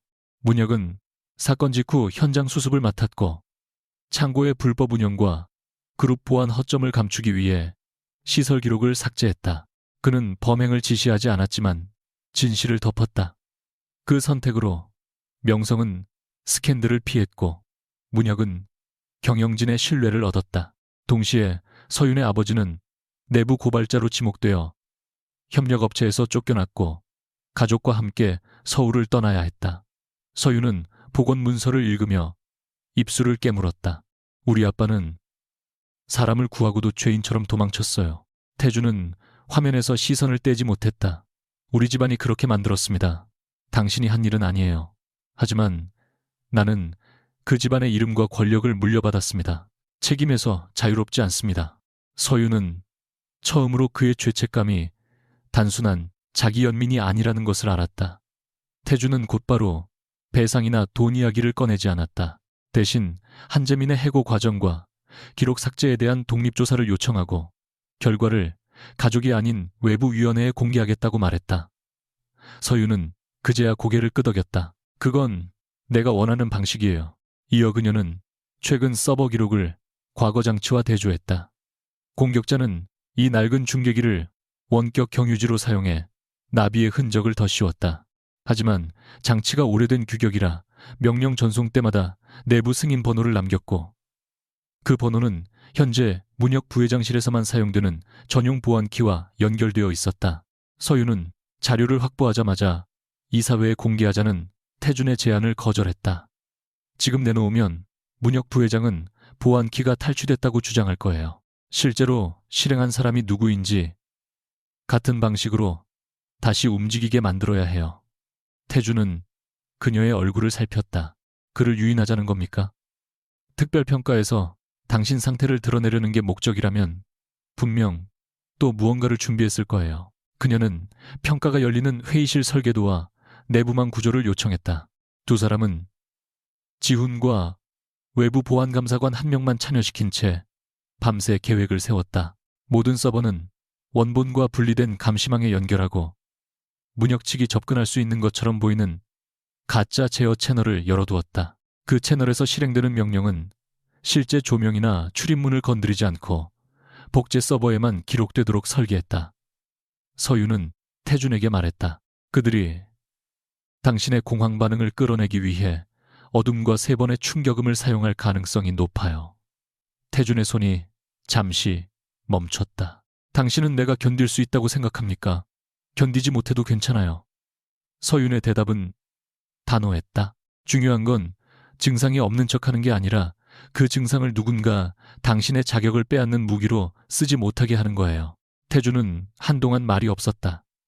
그는 평생 완벽하게 버텨야만 자리를 지킬 수 있다고 배워왔다. 그러나 서윤은 무너지지 말라고 하지 않았다. 무너져도 진실을 말하라고 했다. 태준은 천천히 수어를 사용했다. 그때도 당신은 나에게 울어도 된다고 했습니다. 서윤은 기억 속 어린 소년을 떠올리며 답했다. 이번에는 울지 말라는 사람들 앞에서 직접 말해요. 특별평가 당일 명성그룹 본사 최상층 회의실에는 주요 이사와 외부 감사위원들이 모였다. 문혁은 차분한 얼굴로 태준의 맞은편에 앉아 있었다. 그는 유출 사고와 건강 문제를 언급하며 말했다. 나는 태준을 아낍니다. 그래서 더 냉정하게 봐야 합니다. 경영자는 위기에서 침묵할 수 없습니다. 태준은 준비한 답변서를 덮었다. 맞습니다. 나는 특정한 상황에서 목소리를 잃습니다. 회의실이 술렁였다. 문혁의 눈빛에 짧은 만족이 번졌다. 태준은 계속 말했다. 18년 전 납치 사건 이후 생긴 증상입니다. 숨겨온 이유는 약한 모습을 보이면 후계자 자격을 잃는다고 믿었기 때문입니다. 그러나 증상을 숨기는 것과 경영 능력은 같은 문제가 아닙니다. 바로 그때 회의실 조명이 꺼지고 스피커에서 3번의 강한 충격음이 울렸다. 쾅쾅쾅. 태준의 얼굴이 굳었고 호흡이 짧아졌다. 문혁은 어둠 속에서 낮게 말했다. 보십시오. 이런 상태로 어떻게 수만 명을 책임집니까? 하지만 조명은 몇 초 뒤 바로 복구됐다. 태주는 여전히 힘겹게 숨을 쉬고 있었으나 자리에서 도망치지 않았다. 그는 테이블 위에 손을 올리고 서윤이 알려준 리듬대로 3번 두드렸다. 그런 다음 자신의 목소리로 말했다. 방금 발생한 일은 사고가 아닙니다. 누군가 내 증상을 유도하기 위해 사전에 설정한 명령입니다. 회의실 뒤편 문이 열리고 서윤이 외부 감사관과 함께 들어왔다. 문혁의 표정이 처음으로 무너졌다. 서윤은 화면에 실시간 감시 기록을 띄웠다. 평가 시작. 10분 전 부회장실 전용 보안키로 조명과 음향 제어 명령이 전송됐습니다. 이 명령은 실제 설비가 아니라 감사용 복제 서버로 전달됐고 문혁은 즉시 반박했다. 내 보안키가 도용된 것이다. 서윤은 다음 화면을 열었다. 그래서 개인키만 확인하지 않았습니다. 명령을 보낸 단말기에 물리적 보안 인증과 부회장실 내부 출입 기록을 함께 대조했습니다. 같은 시간 해당 단말기에 접근한 사람은 부회장님과 비서실장뿐입니다. 비서실장은 외부 감사관 입회 아래 이미 지시 내용을 진술했습니다. 문혁의 얼굴에서 빗기가 사라졌다. 그는 태준을 바라보며 낮게 말했다. 나는 너를 죽이려 한 적이 없다. 네가 감당할 수 없는 자리에 오르는 걸 막으려 했을 뿐이다. 태준은 숨을 고른 뒤 대답했다. 18년 전에도 같은 말을 했겠죠. 회사를 지키기 위해 기록을 없애고 신고자를 쫓아내고 피해자에게 침묵을 강요했다고. 서윤은 복원된 과거 자료를 화면에 띄웠다. 문혁은 한동안 아무 말도 하지 못했다. 그의 선택이 범행보다 가볍다고 믿어온 세월이 한순간에 무너지고 있었다. 문혁은 끝내 고개를 숙이지 않았다. 내가 기록을 덮지 않았다면 명성은 그때 끝났다. 내 아버지도 이사회도 모두 알고 있었다. 그런데 왜 나만 죄인이지? 그의 목소리에는 분노와 억울함, 오랜 세월 인정받지 못한 사람이 가진 상처가 뒤섞여 있었다. 태주는 그를 증오하는 대신 지친 눈으로 바라봤다. 삼촌만 죄인이라고 하지 않았습니다. 그래서 독립조사를 요구할 겁니다. 내 아버지와 당시 경영진도 예외가 아닙니다. 문혁은 믿을 수 없다는 듯 웃었다. 네가 물려받을 회사를 네 손으로 무너뜨리겠다는 거냐? 태주는 고개를 저었다. 진실을 감춰야만 유지되는 회사라면 이미 무너진 겁니다. 감사위원장은 문혁의 직무를 즉시 정지하고 보안 조작 증거, 은폐 데이터 유출 관련 조사를 시작한다고 발표했다. 회의가 끝난 뒤 이사들이 하나둘 나갔지만 태주는 자리에 앉은 채 움직이지 못했다. 긴장이 풀리자 손이 심하게 떨리기 시작했다. 서윤은 맞은편에 서 있다가 천천히 그의 시야 안으로 손을 들었다. 이번에는 달빛 표시가 아니라 정식 수어를 사용했다. 끝났어요. 태주는 고개를 저었다. 아직 아닙니다. 알아요. 그래도 오늘은 도망치지 않았어요. 그는 힘겹게 웃었다. 당신이 있었으니까. 서윤은 잠시 침묵한 뒤 말했다. 그 말을 사랑이라는 이유로 나를 붙잡는 데 사용하지 마요. 태주는 손을 내리지 않은 채 대답했다. 이번에는 붙잡지 않겠습니다. 서윤은 그의 앞에 서서 처음으로 먼저 손을 내밀었다. 그럼 함께 나가요. 여기서 나가는 것까지는 내가 선택할게요. 태주는 그 손을 바라보다가 조심스럽게 잡았다. 문 밖에는 여전히 조사와 책임, 가족의 붕괴와 해결되지 않은 감정이 기다리고 있었다. 그러나 두 사람은 더 이상 벽을 사이에 두고 서로의 존재를 확인하지 않았다. 특별평가가 끝난 다음 날, 명성그룹은 강문혁 부회장의 직무 정지와 외부 독립조사위원회 구성을 공식 발표했다. 조사 대상에는 최근의 보안 조작과 데이터 유출뿐 아니라 18년 전 납치 사건 이후 삭제된 시설 기록 내부 고발자 한재민의 부당해고, 당시 경영진의 은폐 결정까지 포함됐다. 문혁은 검은 차량에 오르기 전까지도 취재진 앞에서 고개를 숙이지 않았다. 그는 자신이 개인적인 이익을 위해 회사를 팔아넘긴 적은 없으며 명성을 지키기 위해 다른 사람이 하지 못한 결정을 내렸을 뿐이라고 주장했다. 그러나 조사관들이 부회장실에서 확보한 자료에는 태준의 발작 가능성을 기록한 보고서와 특별평가 당일 조명 제어 계획 한서윤에게 나비의 공격 흔적을 덮어 씌우라는 지시가 남아 있었다. 회사가 살아남아야 한다는 그의 신념은 어느 순간 자신만이 회사를 가질 자격이 있다는 집착으로 변해 있었다. 태준은 문혁을 만나러 조사실을 찾지 않았다. 사과를 강요하거나 무릎을 꿇리는 장면은 아무것도 해결하지 못한다는 것을 알고 있었다. 대신 그는 이사회에 자신과 아버지를 포함한 당시 경영진 모두를 조사 대상에서 제외하지 말라고 요구했다.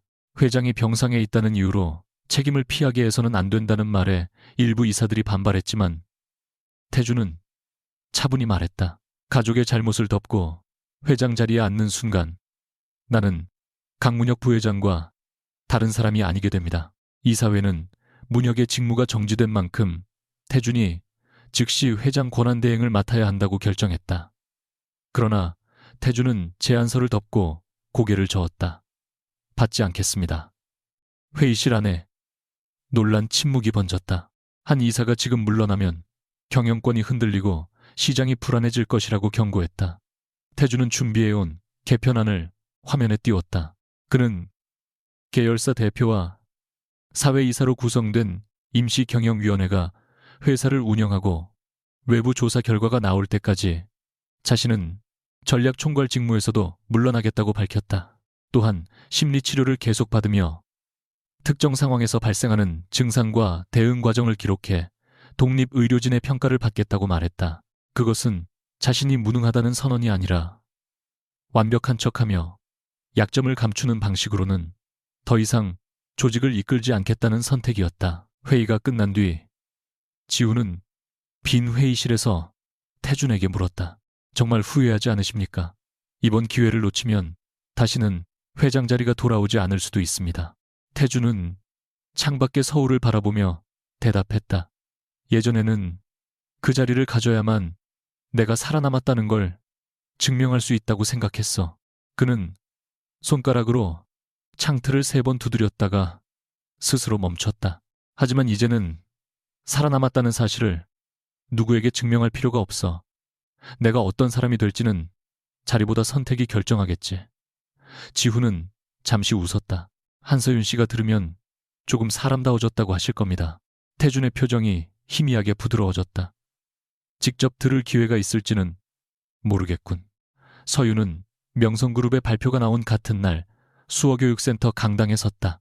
기자회견 때의 사과만으로는 충분하지 않다고 판단한 그녀는 센터 회원과 가족 강사들을 직접 초대해 자신의 행동이 어떤 상처를 만들었는지 들었다. 한 청각장애인 회원은 서윤에게 말했다.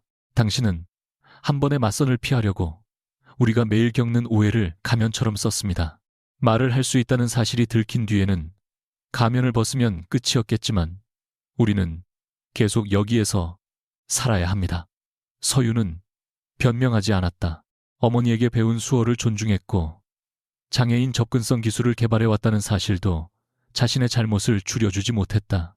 그녀는 자리에서 일어나 깊이 고개를 숙였다.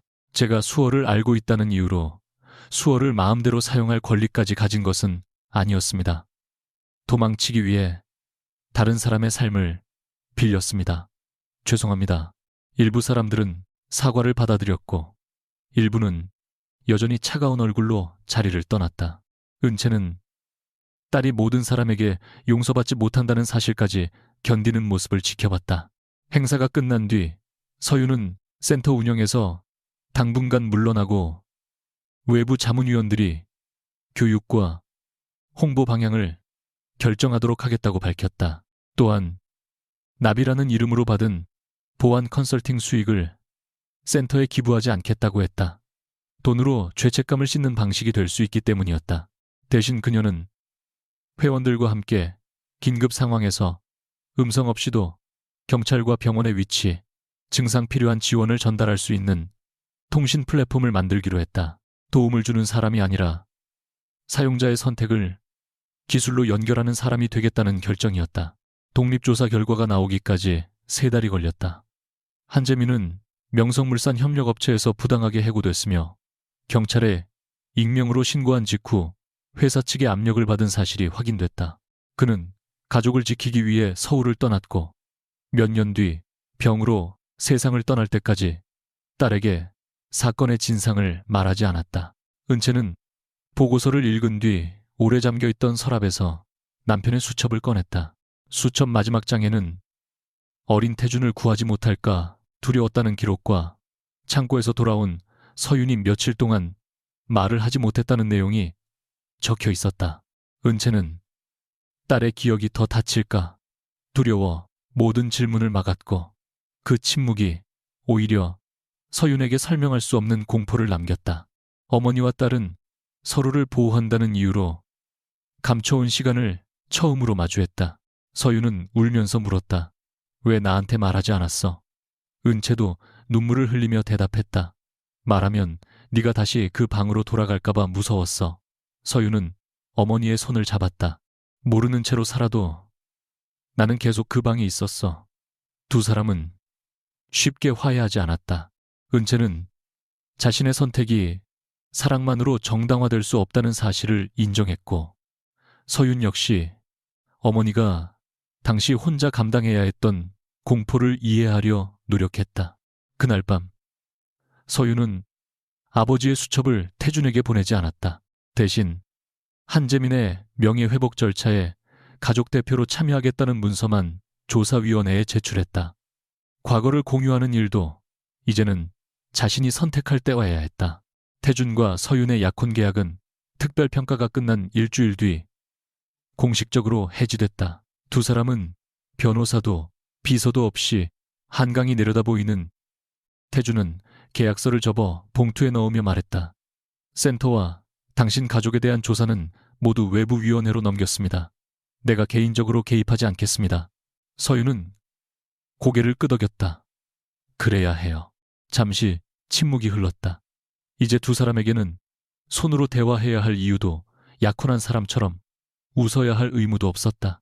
태준은 서윤을 붙잡고 싶었지만 그 욕망을 이유로 또 다른 조건을 만들지 않았다.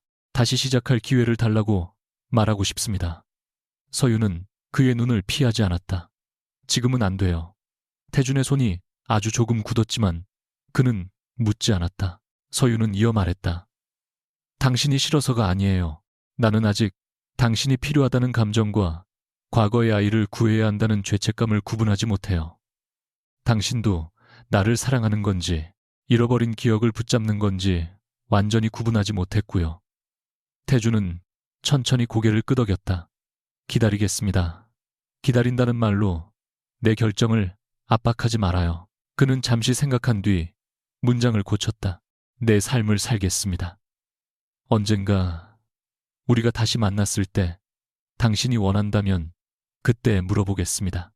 서윤은 처음으로 희미하게 웃었다. 그건 괜찮은 대답이네요. 두 사람은 악수하지도 포옹하지도 않았다. 문을 나서는 방향도 달랐다. 그러나 그 이별은 도망도 처벌도 아니었다. 서로를 선택하기 전에 자신을 다시 선택하는 시간의 시작이었다. 6달 뒤 강문혁은 보안 시스템 조작과 업무 방해 증거, 은폐에 대한 책임으로 기소됐다. 데이터 유출을 직접 실행한 비서실장은 감형을 조건으로 지시체계를 진술했고 당시 사건을 덮는 데 관여했던 전직 임원들에 대한 조사도 이어졌다. 문혁은 마지막 조사에서 태준과의 면담을 요청했다. 태준은 오랜 고민 끝에 한 번만 만나기로 했다. 투명한 가림막 너머의 문혁은 몇 달 사이 눈에 띄게 늙어 있었다. 그는 사과 대신 물었다. 명성은 아직 남아있느냐?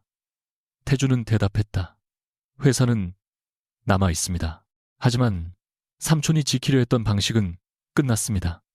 문혁은 씁쓸하게 웃었다. 내 아버지는 모든 걸 나에게 맡겼다가 일이 끝나면 너에게 돌려줬다. 나는 평생 남의 자리를 지킨 사람이었어. 그래서 내 자리를 빼앗으면 삼촌의 것이 된다고 생각했습니까? 적어도 내가 헛살지는 않았다는 증거가 필요했다. 태준은 한동안 그를 바라봤다. 문혁이 저지른 일은 용서할 수 없었지만 그를 괴물 하나로 만들면 같은 일이 다시 반복될 뿐이었다. 삼촌의 인생이 헛된 것은 아닙니다. 회사를 일으킨 공로도 사실입니다. 하지만 공로가 다른 사람을 파괴할 권리가 되지는 않습니다. 문혁은 처음으로 시선을 내렸다. 태주는 용서한다는 말을 하지 않았다. 용서는 피해자가 선택할 일이었고 서윤의 가족과 자신에게 같은 결론을 요구할 수 없었다. 그는 자리에서 일어나기 전 마지막으로 말했다. 이번에는 누구도 삼촌의 기록을 지우지 않을 겁니다.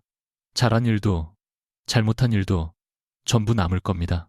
그 사이 서윤이 개발한 무음 긴급통신 플랫폼은 센터 회원들의 반복적인 테스트를 거쳐 완성 단계에 들어갔다.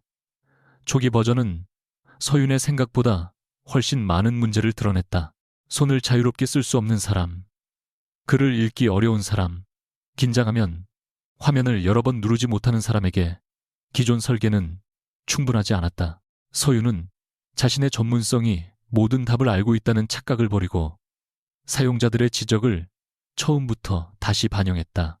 명성그룹은 공개 입찰을 통해 플랫폼의 기반시설 사업자로 선정됐지만 태주는 심사위원회에서 빠졌다. 그는 서윤에게 개인적으로 연락하지 않았고 대신 명성은 장애인 당사자가 절반 이상 참여하는 외부 운영위원회를 설치하고 모든 지원 내역을 공개했다. 서윤은 보고서에서 그 구조를 확인한 뒤에야 태준이 약속을 지키고 있다는 사실을 알았다. 어느 늦은 밤, 그녀는 습관처럼 휴대전화에서 그의 이름을 찾았다가 메시지를 보내지 않고 화면을 껐다. 보고 싶다는 감정만으로 다시 돌아가면 같은 문제가 반복될 수 있었다. 하지만 이제 그리움이 죄책감이나 의무와 다르다는 것은 알 수 있었다. 태준 역시 매주 치료를 받았고 폐쇄된 공간에서 증상이 시작될 때 숨기지 않고 주변에 도움을 요청하는 연습을 했다. 어느 날 멈춘 엘리베이터 안에서 그는 목소리를 잃었지만 비상통화기의 문자 기능으로 자신의 상태를 알리고 구조를 기다렸다. 문이 열렸을 때 그는 혼자 걸어 나왔다. 누구에게도 증명하기 위해서가 아니라 자신을 버리지 않기 위해서였다. 플랫폼 공개 행사는 다음 해 봄 성수동의 작은 복합문화 공간에서 열렸다. 대형 호텔도 화려한 기자회견장도 아니었다. 사용자들이 직접 무대에 올라 개발 과정과 개선점을 설명했고 서윤은 가장 마지막에 짧은 인사만 했다. 발표가 끝난 뒤 사람들이 빠져나가자 그녀는 전시장 한쪽에서 익숙한 검은 정장을 발견했다. 태주는 수행원 없이 서 있었고 예전처럼 모든 공간을 장악하려 하지 않았다. 두 사람의 시선이 마주쳤다. 태주는 먼저 다가오지 않고 그녀가 선택할 때까지 기다렸다. 서윤은 잠시 숨을 고른 뒤 그의 앞에 섰다. 언제 왔어요? 1시간 전입니다. 왜 인사하지 않았어요? 당신 행사니까요. 내가 나타난 일이 중심이 되면 안 된다고 생각했습니다. 서윤은 웃었다. 많이 배웠네요. 태준도 작게 웃었다. 아직 멀었습니다. 그는 플랫폼 화면을 바라보며 말했다. 좋은 시스템입니다. 특히 사용자가 요청 내용을 직접 수정할 수 있게 한 점이 좋았습니다. 예전에 당신이라면 관리자가 대신 결정하는 편이 빠르다고 했겠죠. 예전의 나라면 그랬을 겁니다. 짧은 침묵이 흘렀지만 불편하지 않았다. 태주는 조심스럽게 물었다. 오늘 저녁 시간이 있습니까? 서윤은 그를 바라봤다. 업무 이야기예요. 아닙니다. 계약도, 가족도, 과거도 관계없는 첫 번째 데이트를 신청하는 겁니다. 거절하면요. 태주는 담담하게 대답했다. 혼자 저녁을 먹고 다음 기회는 만들지 않겠습니다. 당신이 다시 먼저 말하기 전까지는요.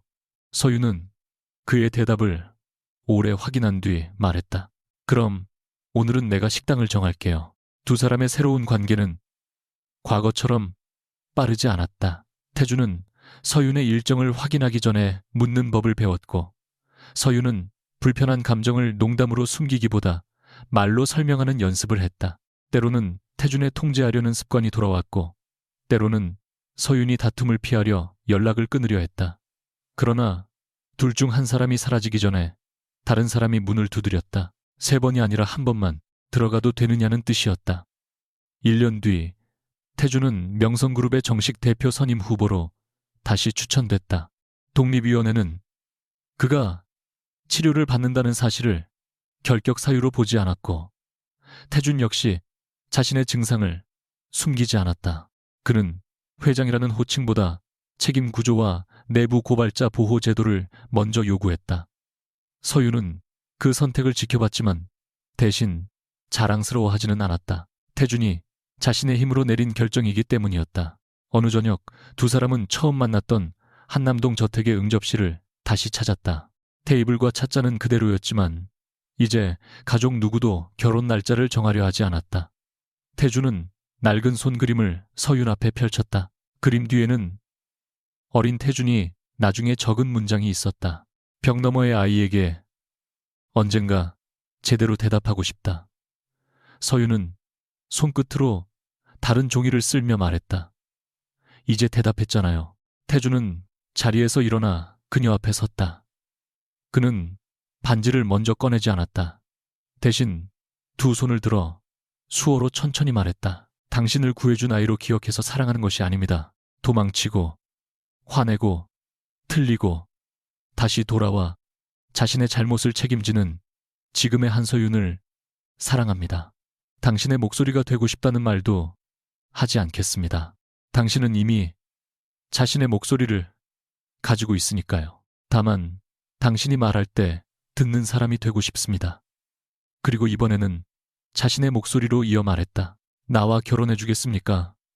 서윤의 눈에 눈물이 맺혔지만 바로 대답하지 않았다. 태주는 재촉하지 않았다. 긴 침묵 끝에 그녀는 손을 들었다. 이번에도 먼저 말하는 사람이 지는 건가요? 태주는 웃으며 고개를 저었다. 이번에는 누가 먼저 말해도 지는 게 아닙니다. 서윤은 마침내 입을 열었다. 그래도 이번에는 내가 먼저 말할게요. 좋아해요. 그리고 결혼할게요. 태준이 반지를 끼워주자 서윤은 그의 손을 잡고 3번 가볍게 두드렸다. 과거에는 벽 너머에 누군가 살아있는지 확인하기 위한 신호였다. 이제 그 신호는 서로가 같은 자리에 있다는 확인이었다. 창밖으로 서울의 불빛이 번졌고 두 사람 사이에는 더 이상 숨겨야 할 목소리도 상대를 가두는 침묵도 남아있지 않았다.